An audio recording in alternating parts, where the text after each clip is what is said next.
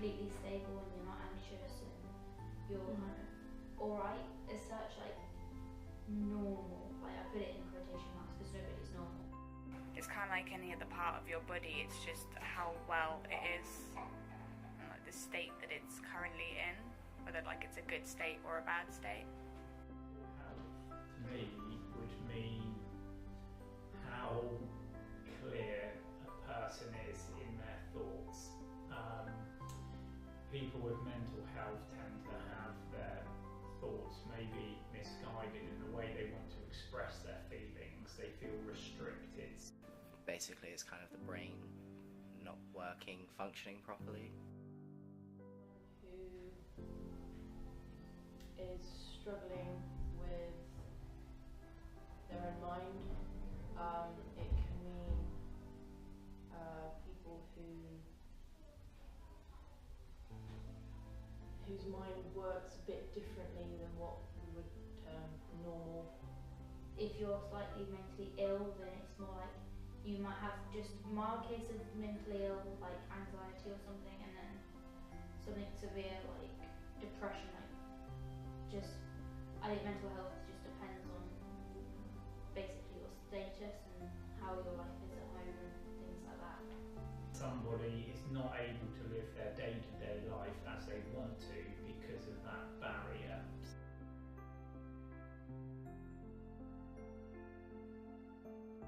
A lot at school, like GCSEs, friendship problems. You know, it was mainly sort of like when I hit puberty. I think most of it is down to stress and overthinking things. Mental health issues, particularly with anxiety, had relationship breakups, but what I've experienced is that it goes away. It's time's a good healer, and I'm fortunate to have friends and people to speak to, and that's sort of how I kind of manage the process. I mean, I've had anxiety for 11 years and I've suffered with it pretty badly. I had depression for a little while, and then I'm pretty much just like had a little, it's not like mega, but it's still there. So I get a range of sort of issues that students face, and sort of I try to help them that way. Talking is almost going, that will never completely solve the problem, but it's helped, problem sharing things.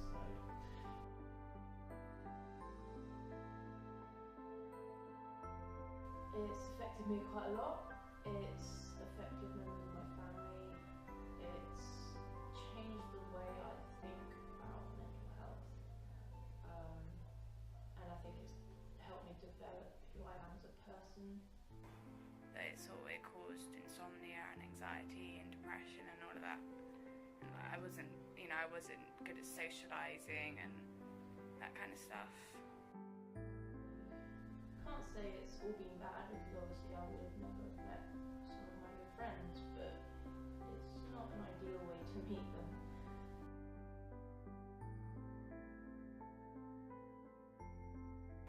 Obviously, like if you're at college, go to your course leader, or you can go to any adult that you trust, really, your parents, your family, or there's like certain people in college that you can go to that will advise you to like a specialist if you need to, people that you can like drop in sessions like that you can just go talk. Yeah. I've always just talked to my friends.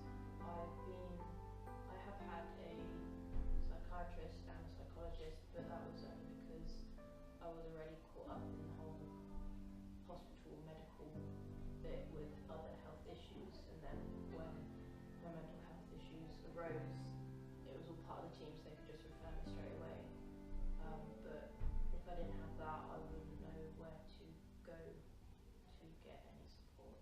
I don't really turn to them because my mental illness in itself is not like severe enough, in my opinion, to like go, right, okay, I need to phone this person, because I know there's like helplines and stuff, but I don't think I need to use them, so I don't use them. I mean, you could ring 111 if you feel like you're having a panic attack and you're not wanting to go to lessons.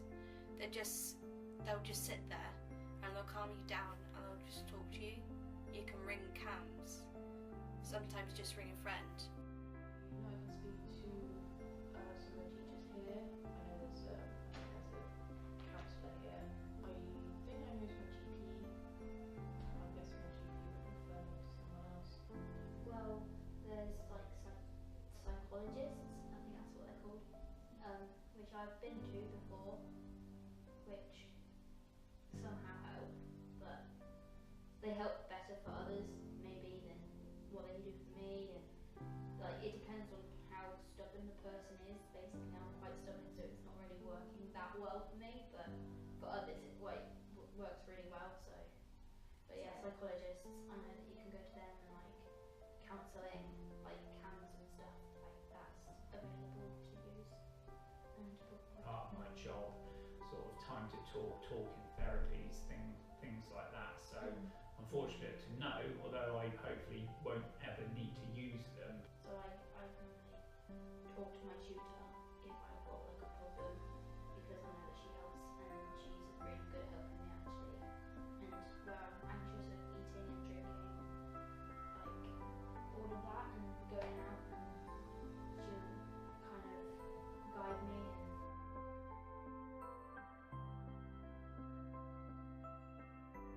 I do. I feel like a lot of the time if someone is brave enough to come out and say that they have a mental illness, a lot of people say that they're, just seeking attention.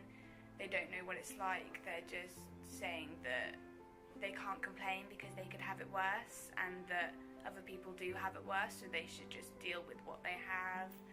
And a lot of people don't believe in it either. Like, they just think it's just an excuse to not do work. I think it's one of those things, you don't understand what it's like unless you've been through it.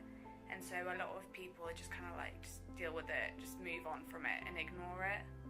And it's very hard to educate people on what it's actually like. Usually the people I talk to have experienced themselves with mental health, so they understand. Some of my family members, I don't think realise how bad it can be and how bad I am, and they think that I'm just grumpy or just being rude, like not talking to them, and then just like, oh come on, cheer up, it's not that bad, it could be worse, sort of thing, which really doesn't help. Now in today's society, I think it's such an open and common thing that the stigma is slowly going. So I think now with sort of national advertising campaigns about mental health and various documentaries you see on TV, that it's now possible for people to see that as an accepted part of society, as a disability. And just like we have to accept people having mobility issues, we've got to accept that people have got mental health, and they're not just trying to make up something or try to get out of the day's work because they're not up for it. It's a genuine illness. So I think there is still a bit around, but it's improving all the time. Sometimes it can be that people don't understand. I think it's good to educate people who don't understand, to know how they feel, and to so they can integrate into society.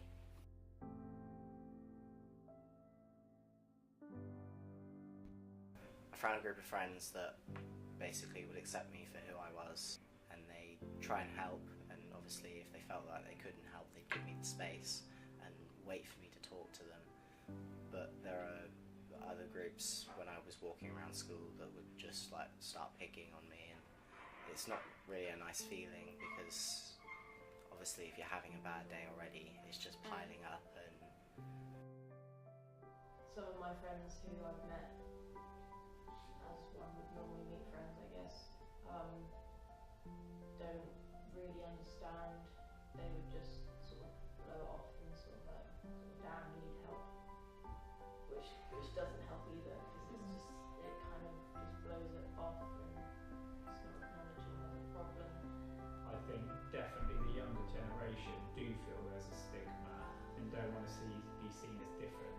It's very hard, especially growing up, to be seen as different, because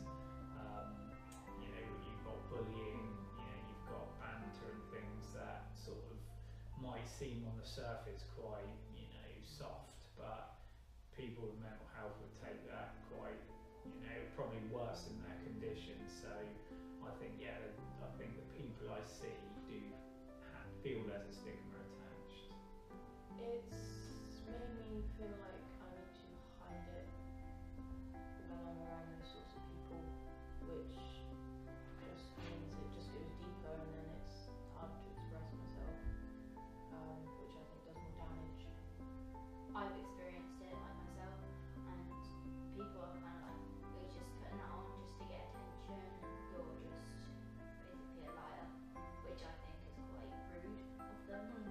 For people who have no people around them who understand it, I feel it would be very lonely and isolated, and they would probably feel like they are crazy, that there is something wrong with them, and then they would like try and punish themselves because they're not normal. Why am I not normal?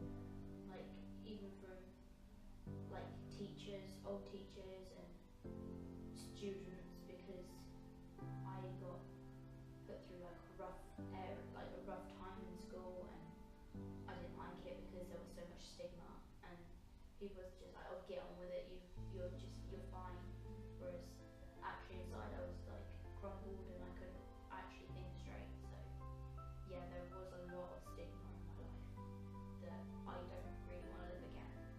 A lot of people don't understand that, they don't understand that the brain, the mind, is itself an organ, a part of the body, and it can malfunction. Actually, in this college, it's quite good because they don't really have that stigma. Like, I know there's a saying, sticks and stones may break my bones, but words will never hurt me. A lot of words really do hurt, and you can't really take that back once it's been put out